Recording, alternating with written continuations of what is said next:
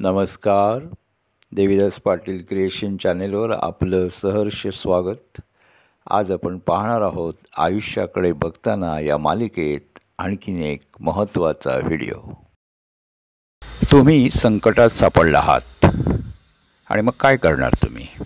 स्वाभाविकपणे तुम्ही गोंधळून जाणार. काय करू काय नको मार्गच दिसत नाही असं होऊन जाणार तुमचं. आणि तुम्ही हपकून जाणार, हताश होणार आणि संकटाला मोठं करणार. काही काल्पनिक गोष्टीत रमून संकटाला आकाशा एवढं करणार आणि अगदी पान जरी पडलं तुमच्या पाठीवर तरी आकाश कोसळलं म्हणून बोंबटत सुटणार आणि तुम्ही सैरावैरा होणार, घाबरगुंडी उडणार तुमची. पण मित्रांनो, यावर मात करता येते, नक्कीच मात करता येते. आपलं वैयक्तिक आयुष्य जे असतं ते काय असं फार मोठं महायुद्ध नसतं. हां, युद्ध असतं, वारंवार युद्ध असतात त्यामध्ये आणि ती लढावीच लागतात हे लक्षात घ्या. मला शस्त्र खाली टाकणारी माणसं आवडणार नाहीत असं कदाचित श्रीकृष्णाने सगळ्यांनाच सांगितलेलं असावं, नाही का? आज तुम्हाला ह्याची मुद्दाम आठवण करून देतो आहे, कारण नेमकं आपण हेच करतो. संकट आलं की आपण शस्त्र टाकत नाही, तर शस्त्र आहेत हेच विसरून जातो. गर्भगळीत अवस्था ही ह्यालाच म्हणतात, जी अर्जुनाची झाली होती. तुम्ही तेच करता. तुम्ही विसरून जाता की तुमच्याकडे काही शस्त्र आहेत आणि तुम्ही ती सगळी खाली टाकून देता, बरोबर? तर मित्रांनो, तुमच्याकडे कोणती शस्त्र आहेत? तुमचा विश्वास बसणार नाही. पण मी जर तुम्हाला सांगितलं की ब्रह्मा, विष्णू आणि महेश हे तुमच्यातच आहेत, बाहेर तुम्हाला भेटत आहेत, बाहेर दिसत आहेत म्हणा, पण त्याचा तुम्हाला काही फारसा उपयोग होताना दिसत नाही, कारण तुम्ही अजूनही त्यांचं स्मरण करूनही बिथरलेलेच आहात, घाबरलेलेच आहात. आणि हे भीतियुक्त स्मरणसुद्धा कदाचित परमेश्वराला मान्य नसेल. त्याला काय मान्य आहे, काय मान्य नाही हे आपल्याला माहीत नाही, कारण आपण त्याला जाणत नाही.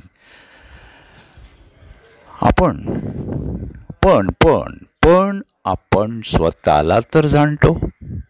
ते पहा, तुम्ही कितपत जाणता.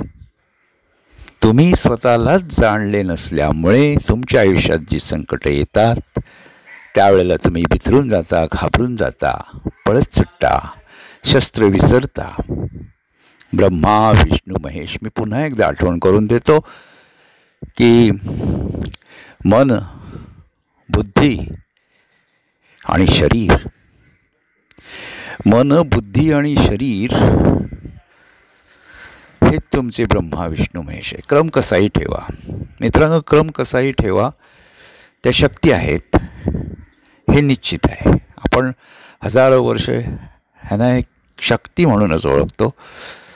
3 शक्ती असतात किंवा त्यांच्यातून एकत्रित अशी एक शक्ती असते. मन, शरीर आणि बुद्धी, ब्रह्मा, विष्णू, महेश असा क्रम लावा आणि ठरवा तुमच्यामध्ये आहेत की नाही. तुमच्याकडे शरीर नाही आहे, तुमच्याकडे मन नाही, तुमच्याकडे बुद्धी नाही आहे, मग तरी तुम्ही माणूस आहात? विचार करा. मला वाटतं तुम्ही स्वतःलाच पुरतं ओळखलं नाही, म्हणून तुम्हाला माहीत नाही की तुमच्याकडे मन, बुद्धी आणि शरीर आहे. आणि तुम्ही संकटातून सुटण्यासाठी एकतर पळत सुटता, सैरावैरा पळत सुटता आणि कुठेतरीच पळत सुटता. अनेक सोर्स असतात, अनेक मार्ग असतात. तुम्हाला मग कोणत्या मार्गाकडे जाऊ, कोणत्या मार्गाकडे जाऊ नको असं होऊन जातं. हे स्वाभाविक आहे, हे तुमच्या पातळीला स्वाभाविक आहे.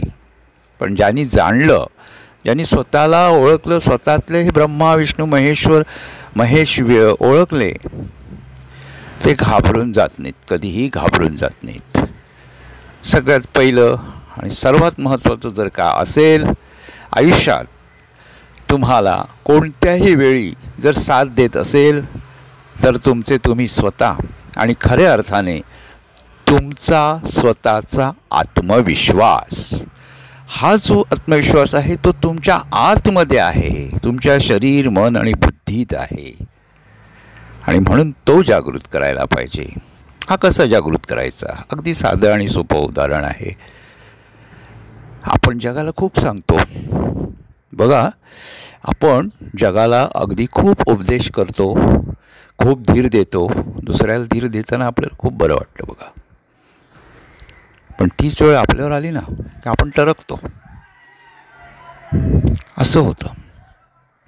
मी आणखी वेगळ्या शब्दात बोलत नाही, पण प्रत्येकाला काय होतं आणि कुठे काय होतं हे चांगलं माहीत आहे तुमच्यापैकी, कारण तुम्ही अनेक वेळा संकटात सापडलात.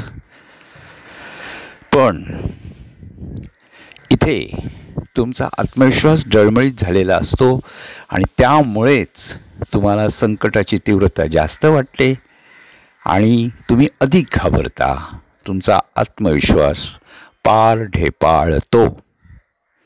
त्यामुळे तुम्ही रसातळाला जाता. बरं, रसातळाला गेलात तर तिथूनच खरा चान्स आहे, खरी संधी आहे. तिथूनच खरी संधी आहे पुन्हा उठायची आणि लढायची आणि लढून जिंकायची. तर मित्रांनो, तुम्ही तुमचा आत्मविश्वास परत कसा आणू शकाल? भले तुमच्याकडे पूर्वीही तो नसेल तर तुम्ही कसा मिळवाल? अगदी साधी सोपी रीत आहे, साधी सोपी पद्धत आहे. तुम्ही सकाळी 6 वाजता उठत असणार बहुतेक. फक्त सकाळची 6ची वेळ ही सृष्टी जागण्याची वेळ असते. अनेक चांगल्या गोष्टी त्यावेळेला होत असतात, वातावरण प्रफुल्लित होत असतात, एक जीवन फुलत असतं आणि म्हणून ती वेळ शक्यतो पाळा मित्रांनो. त्यावेळेला तुम्ही अंथरुणावर पडलेले असाल आणि शवासनात तुम्ही असाल. शवासनाच्या स्थितीमध्ये राहा आणि हा एकच करा सुरुवातीला तरी. आपण शवासनात जेव्हा असतो तेव्हा आपले हात असतात आपल्या पायाच्या दिशेने, खालच्या दिशेने आपले हात आपण शरीराला समांतर ठेवलेले असतात. आणि फक्त एवढंच करायचं आहे की हे हात, पाय हलवू नका, फक्त हे हात, दोन्ही हात डोक्याच्या वर नेऊन ठेवा. जमिनीला लागलेलेच, अंथरुणालाच लागलेले ठेवा. म्हणजे असं झालं आहे की मला काही परवाच नाही हो. आपण हात वर करून मोकळे होतो. ती ही पोझिशन आहे, ती ही स्थिती आहे. हात वर करा. हात वर करा म्हणजे जमिनीलाच टेकवलेले ठेवा. फक्त एवढंच करा की हळूहळू दीर्घ श्वसन करा. पण हळूहळू. सुरुवातीला ते फार जपून आणि हळू करायला लागतं. हे अगदी गतीमध्ये श्वसन करूच नका, त्याची आवश्यकताच नाही आहे आता.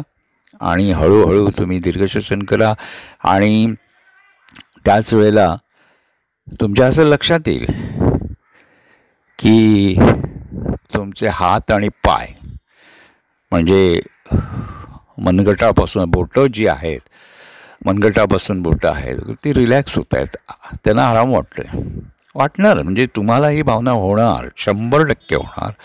आणि काही सेकंदात तसे जाणवेल तुम्हाला, काही मिनटात जाणवेल कदाचित, पण जाणवणार. आणि हळूहळू तुम्ही स्वतःला सूचना द्या.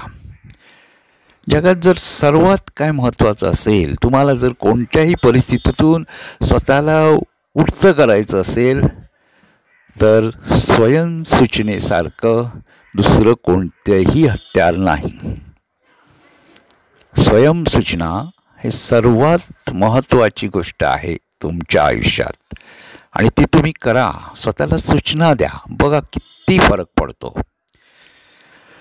तुम्ही नाउमेद झाले असाल तर माझ्याकडे प्रचंड उमेद आहे आणि मी आता उठणार आहे आणि मी जिंकणार आहे. मी लढेन, मी हरणार नाही. मी संकटावर मात करणार आहे आणि मी त्यासाठी आता उभा राहणार आहे.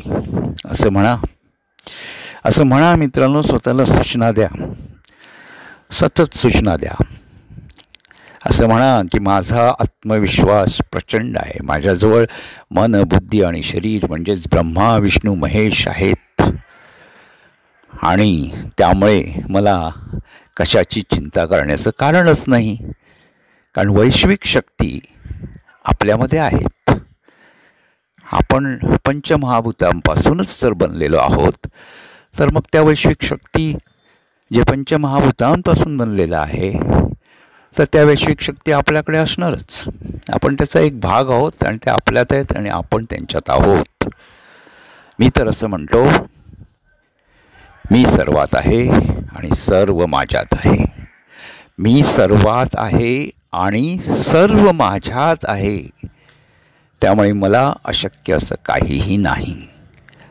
हे तर किरकोळ संकट आहे आणि यावर मी निश्चितपणे मात करू शकतो. मला ही हुशारी निश्चितपणे प्राप्त होईल. मला यातून योग्य तो मार्ग मिळेल. पण सर्वप्रथम मी स्वतःला शांत केलं पाहिजे.